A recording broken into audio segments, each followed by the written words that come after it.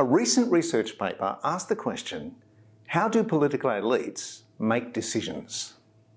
There is a growing body of evidence that says that the political elite make major decisions using mental shortcuts.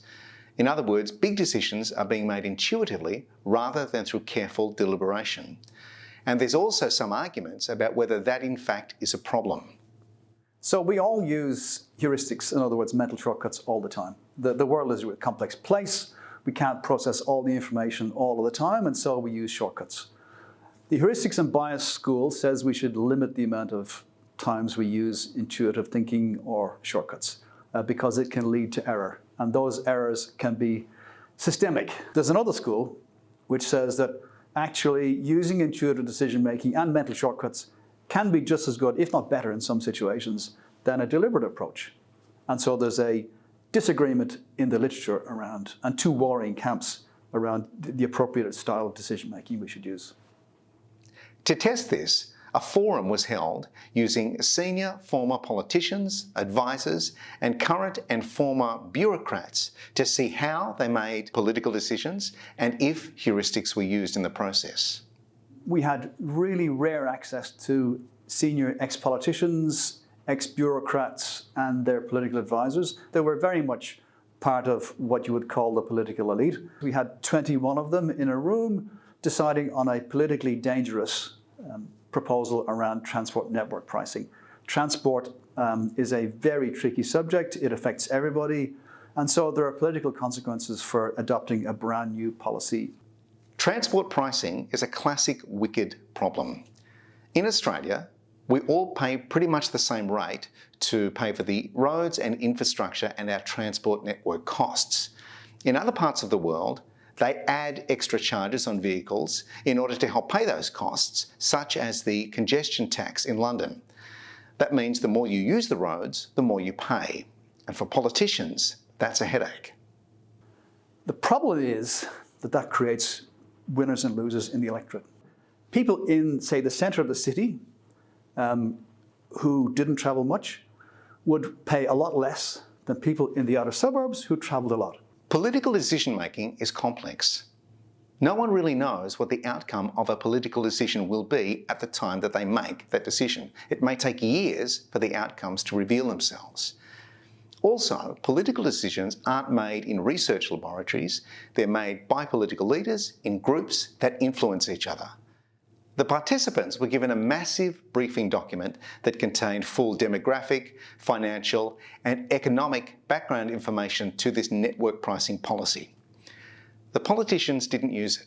Instead, they asked themselves a series of questions to arrive at the wait and see heuristic. Their concern was, what is the impact on my electorate?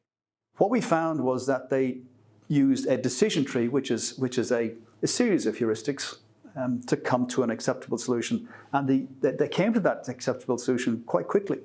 The first question was, is this an issue that's going to appear on the front page of the paper or get people talking on talkback radio? Yes or no?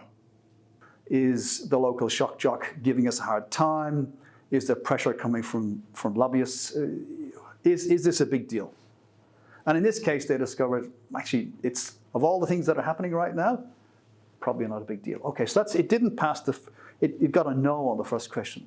The second question was, will there be pushback to this proposal? Yes or no? So the answer to the second question was, okay, we've discovered nobody's really looking for this. Secondly, even if we push it, we're going to get pushback. The third question was, if there is going to be pushback to this proposal, are we prepared as politicians to take the strongman approach and just push it through anyway? Yes or no? And what they decided was, actually, it's not worth our while spending. Of all the things we need to do, let's not spend our political capital on this. And so that what happened then was it dropped out into, well, let's just wait and see. Having decided to wait and see, which is effectively putting off making a decision, participants were asked how they could make the idea of transport charges acceptable to the electorate. And so politicians used political empathy.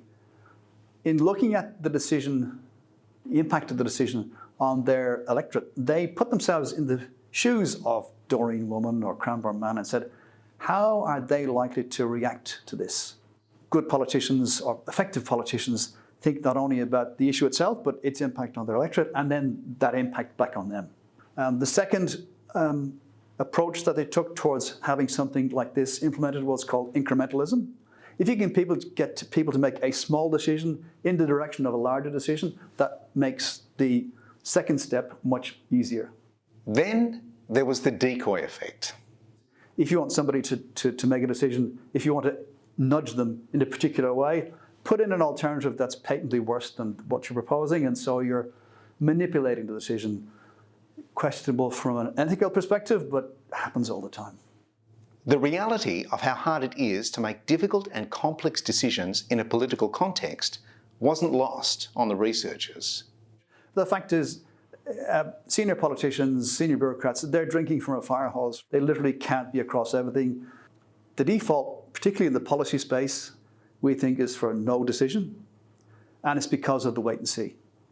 And that can be okay, because politicians and their advisors and senior bureaucrats, they just don't have the capacity to cover everything all of the time.